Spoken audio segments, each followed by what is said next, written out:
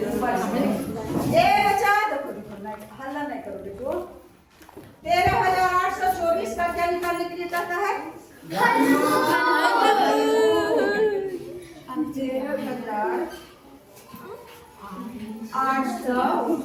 13,824 कितना है 24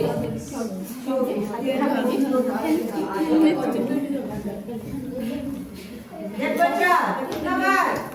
दो बार लगा लेते हैं 6 गुना 6 गुना 12 समझ गया एक 18 और 12 गुना 24 और उसके बाद फिर 2 लगा देंगे 3 गुना 6 4 गुना 8 बच गया 1 और 5 गुना 6 गुना 12 फिर 2 से 17 गुना 34 और 28 गुना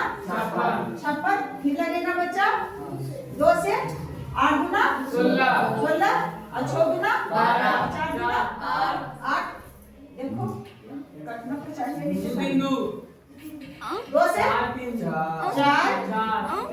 गुना 6 2 गुना 4 फिर 2 से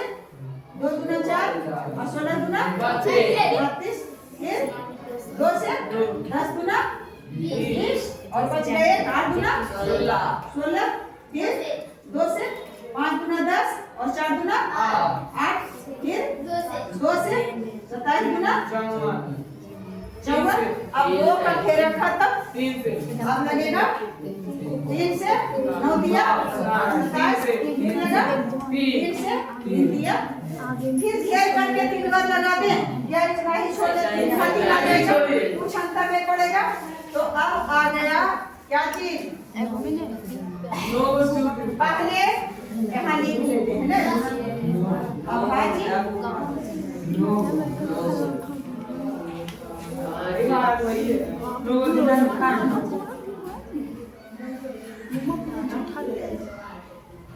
अब भाजी खंड बराबर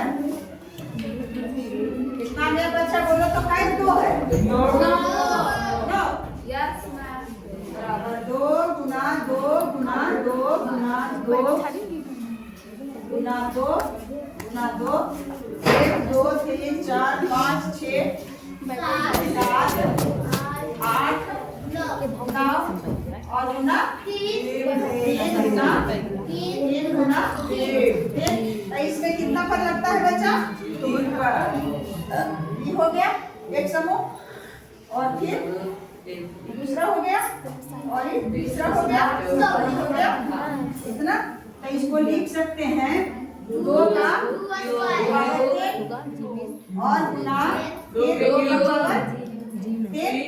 और फिर लिख सकते हैं 2 का पावर 3 और फिर 3 का है दिया हुआ 3 के पावर 3 होगा हाँ 3 पर पावर 3 सॉरी सही है ना हो 1 2 3 1 2 3 हाँ 3 पर पावर 3 अब क्या हो जाएगा 2 गुना 2 गुना 2 गुना 3 बराबर 2 गुना 4 7 गुना 8 दिया 24 इसका घनमूल आ गया 24 लिखेंगे कैसे देखो कह रहा है यहाँ देना है 13 8 2 4 तो बराबर वर्गमूल ए लड़का वर्गमूल में खाली देते थे 3 देने को नहीं है जरूरी तो आज इस तरह से कितना आ गया 24 गुना